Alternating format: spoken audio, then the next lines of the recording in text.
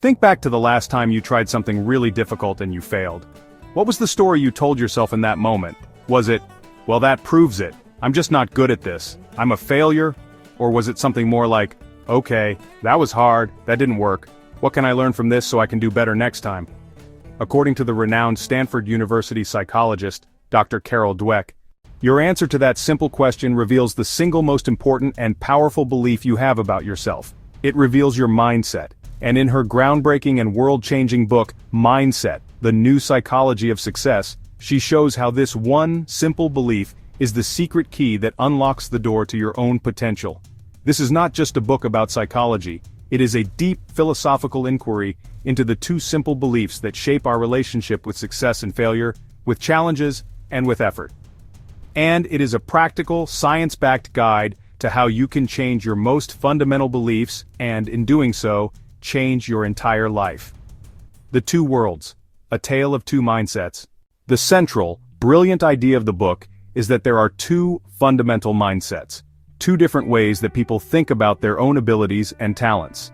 And these two mindsets create two completely different psychological worlds. The first is the fixed mindset.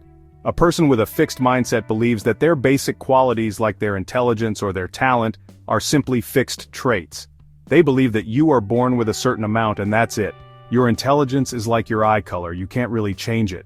This belief creates an entire worldview, a world where everything is a test. Every challenge, every problem, every interaction is a test that could reveal whether you are smart or dumb, talented or untalented. The second is the growth mindset. A person with a growth mindset, on the other hand, believes that their basic abilities can be developed through dedication and hard work. They believe that brains and talent are just the starting point. They understand that no one is born a genius. This belief also creates an entire worldview, but it is a very different one. It is a world where challenges are not a threat, but an opportunity. It is a world where the goal is not to look smart, but to get smarter. Dr. Dweck's research began in the classroom, with a series of fascinating and revealing studies with children. In one study, she would give a group of kids a moderately difficult puzzle. They would all solve it. She would then praise half of the kids for their intelligence. She would say, "Wow, you must be really smart at this." She would praise the other half for their effort. She would say, "Wow, you must have worked really hard at this." Then she would offer them a choice for their next task. She would say, "You can either do a puzzle that's about the same level of difficulty, or you can try a much harder one that you'll really learn a lot from." The results were stunning. The vast majority of the kids who had been praised for their intelligence, for being smart, chose the easier puzzle. They were afraid to risk their new smart label by trying something where they might fail. But an incredible 90% of the kids who had been praised for their effort chose the harder puzzle. They were excited by the challenge, by the opportunity to learn. This simple experiment reveals the profound power of these two mindsets. The fixed mindset creates a world of judgment and fear. The growth mindset creates a world of learning and resilience. The View from Within: How Your Mindset Shapes Your Reality. The book is a deep dive into the specific ways that these two mindsets shape our entire experience of life. Let's look at a few of the most important areas. First, there is our relationship with challenges. A person in a fixed mindset sees a challenge as a profound threat.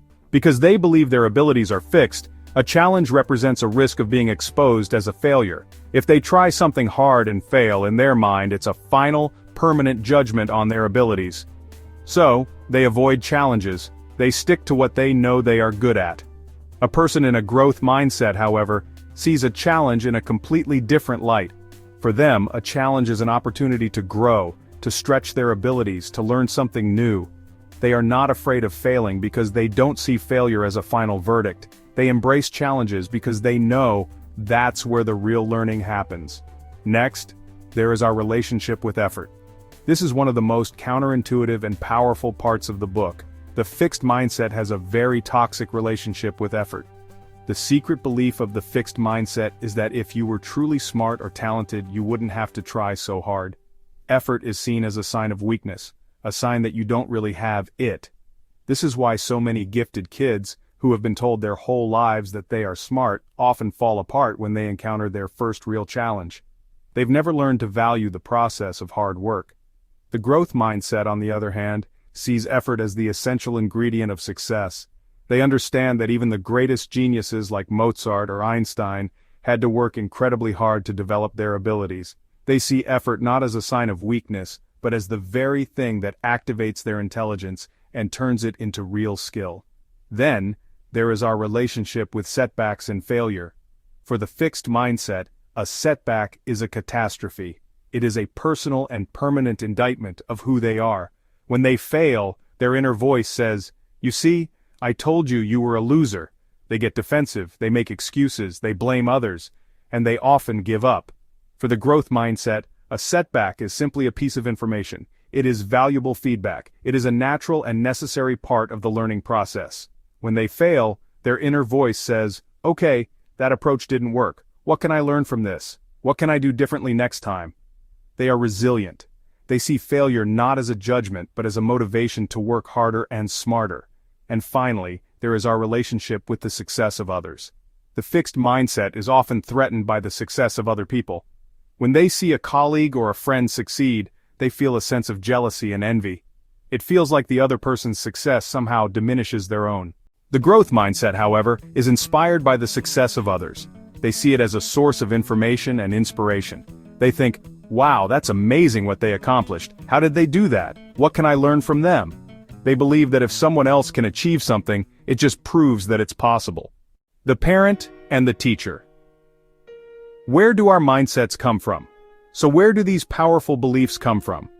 Dweck's research shows that our mindsets are largely shaped in our early years by the messages we receive from the adults in our lives, particularly our parents and our teachers.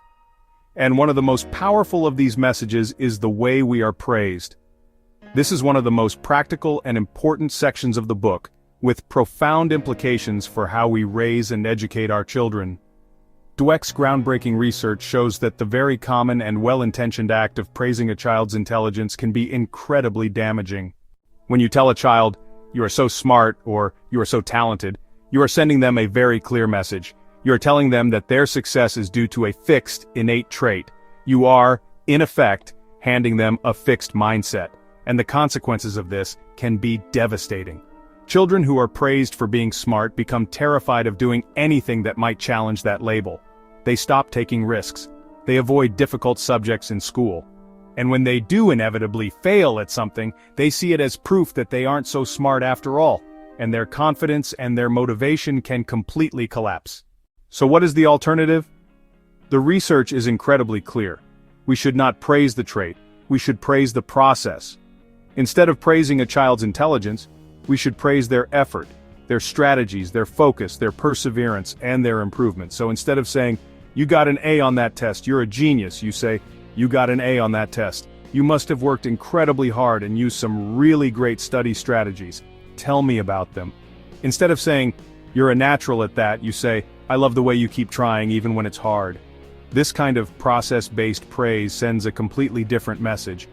It tells the child that their success is not due to some magical fixed quality they were born with.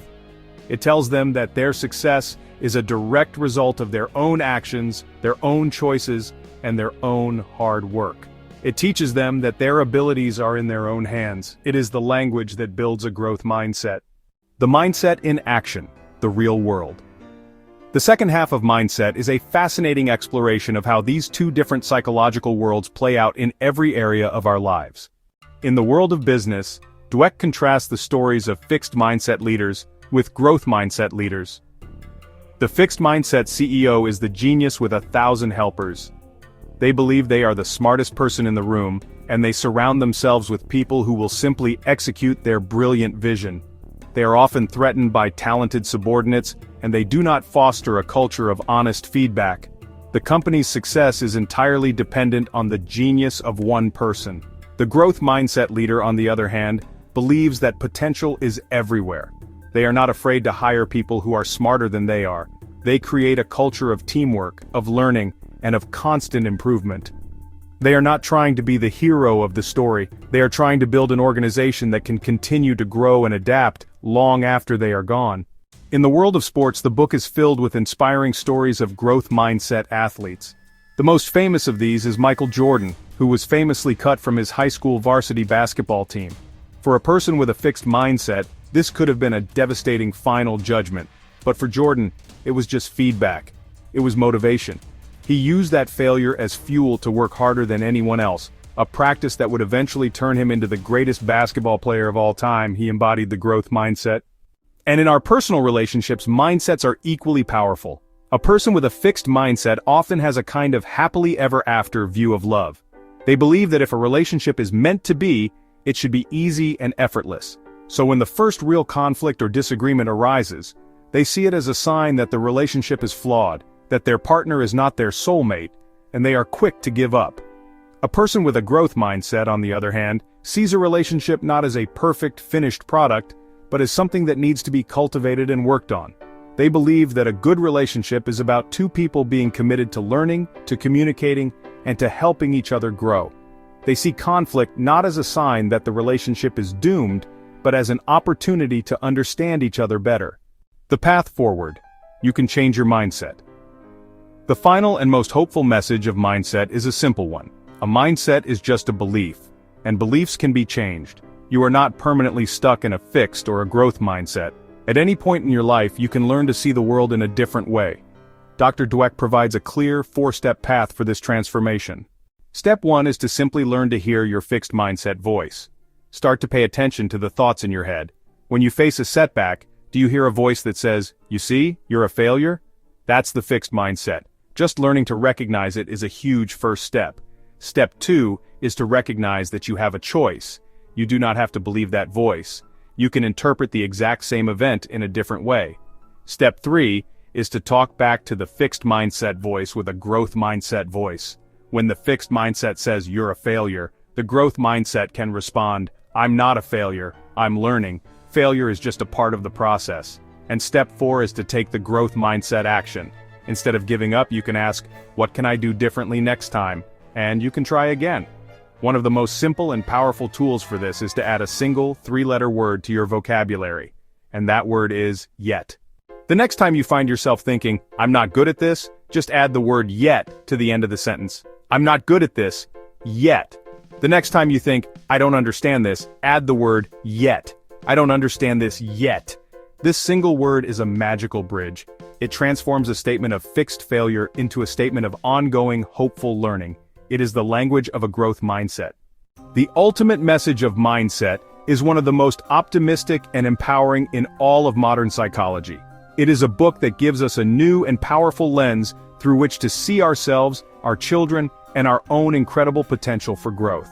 It teaches us that our abilities are not carved in stone, but are a living, breathing, and ever-expanding thing. It is a profound inquiry into the very nature of what we can become. If you are ready to unlock your own potential, then you are in the right place.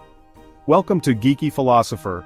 Subscribe, and let's continue to explore the powerful philosophies that can help us grow.